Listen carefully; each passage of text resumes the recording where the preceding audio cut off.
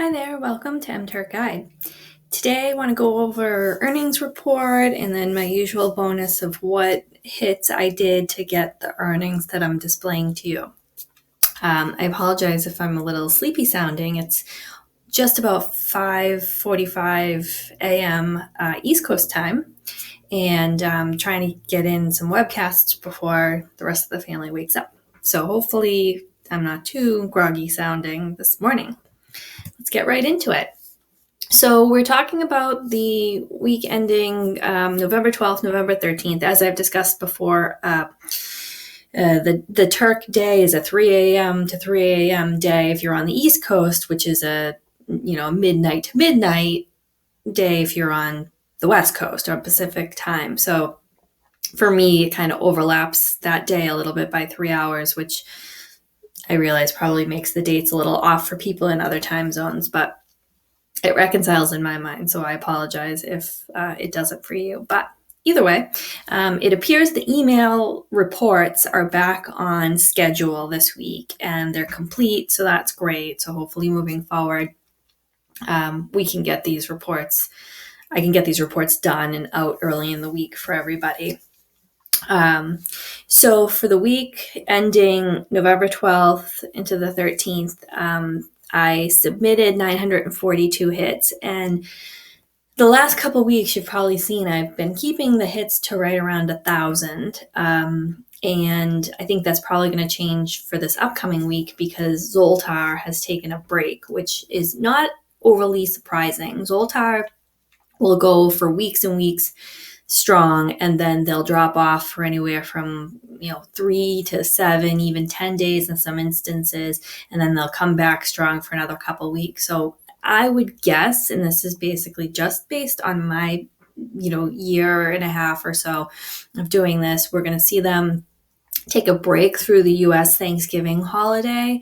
They'll probably come back after. They'll go strong right through December, and then as we enter the Christmas and the winter holiday season, Christmas, Hanukkah, all that, we're going to see them start to drop off again into that December 20th ish and forward. Again, that's just a prediction. There is. I think a lot of people assume or they hear through the MTurk grapevine that the holidays are a quiet time. They can be, but they can also be lucrative because there's not as many people on. People are traveling, they have family in town, et cetera, et cetera. So my advice would be if you do have, an hour or two in the days around the holidays to hop on and just see if there's anything that's worth doing, because again, the competition is just going to be down a little bit. Not so much on the Thanksgiving holiday. It's a one-day deal and whatever, but around Christmas and the winter holiday season, you're going to see I think there's a lot less people online in general, just because there's a lot more, I think, that goes into that season for a lot of people. 2 days, travel, things like that. So Zoltar, back to the discussion around Zoltar, they have dropped off, I think, as of Monday of this week. And they'll be, hopefully they'll be coming back soon. So what's happening for me, that means that I need to do more hits, to essentially make the same amount of money. So you're going to see probably an uptick in the number of hits submitted for me starting this week until Zoltar comes back. And we'll discuss a little bit about what those hits are for me. So in the same time period, the number of hits approved for me were 1,027. And I've discussed before that discrepancy, but you can do a hit in 1 week and it can be approved in another week. And that's when it's going to be paid out, which is really the focus, of this report is the payout. Number of hits rejected is 0. That's where I like to keep it, but it happens, but not so far to me this month. Bonus reward earned was $12.30, and that was just from a myriad of things, a lot of surveys that I just did on the side to bring my daily totals up from, Zoltar would get me $15, $16, $17 into my goal, and then I'd do a handful of surveys, and everything else after that was just gravy. And then my hit reward earned for the week was $148.41 for a grand total of $160.71. And as I've discussed before, my daily goal is 20, my weekly goal is 140, making my monthly goal 560 in a month that has 4 weeks.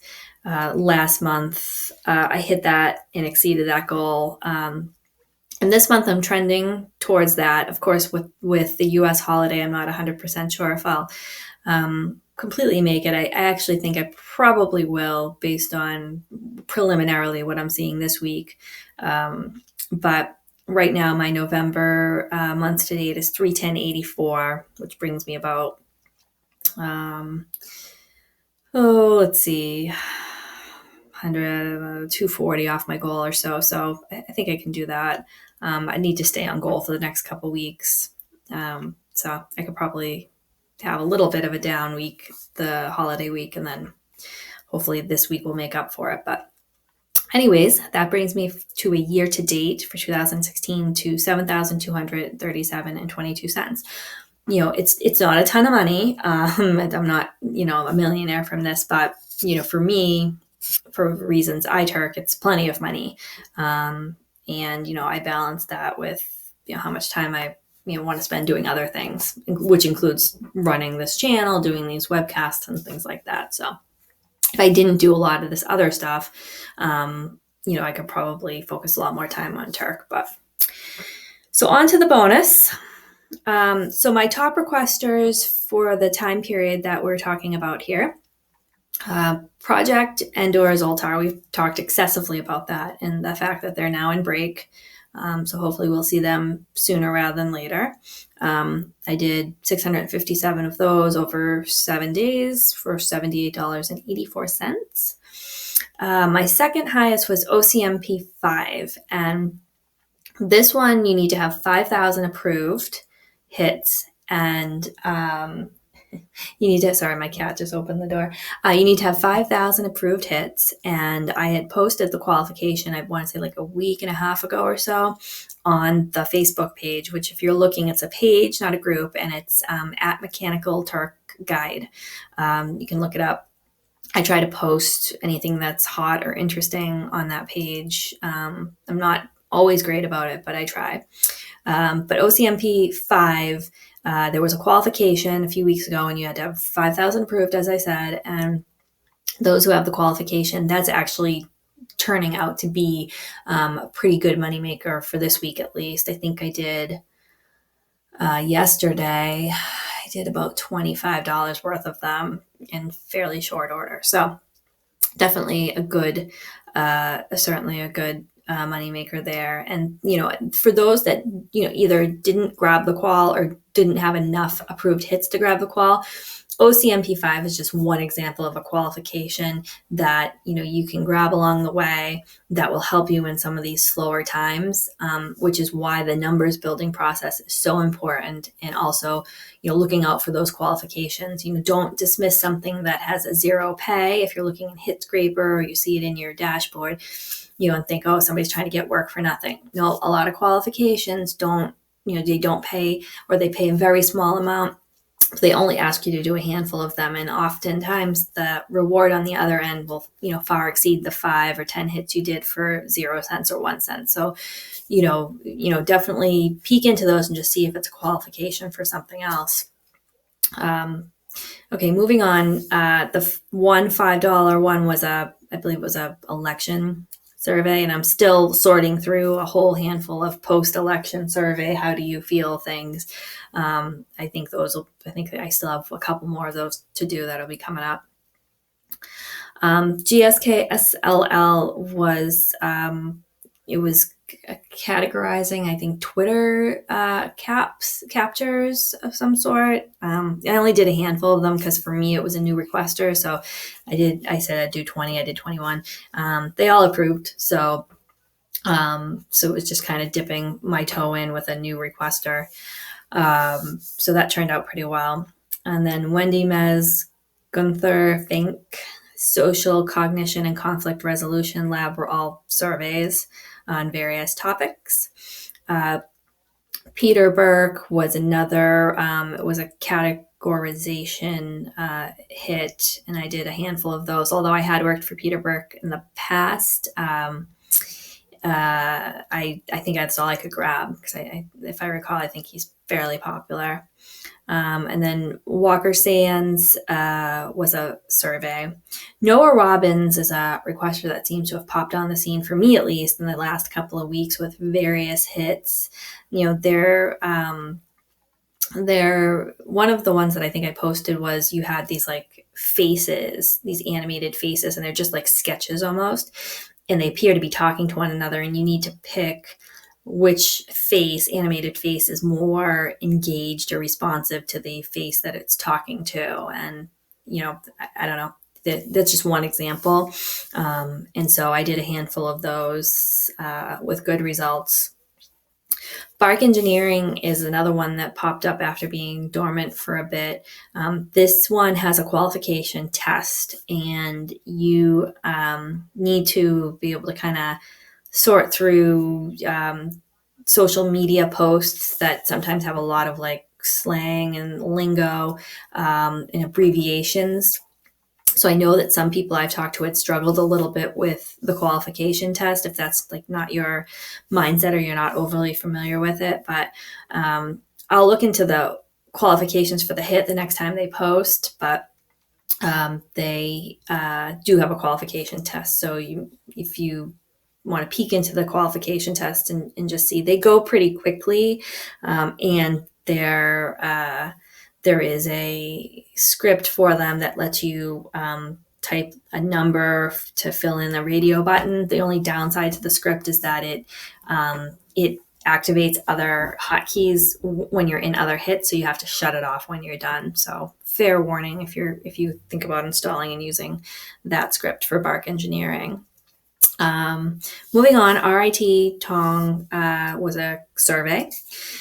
John Moon came back. This was an interesting requester because he came onto the scene maybe a month ago or so. I'm not 100% sure on the timing, but he has these job descriptions, and they're fairly lengthy. They come off like Indeed or Job Bucket or whatever, and some of them are big, honking, paragraphs. Not even paragraphs. They're just sentence after sentence of big block texts. And then it'll say like, does this job involve serving, making food or whatever?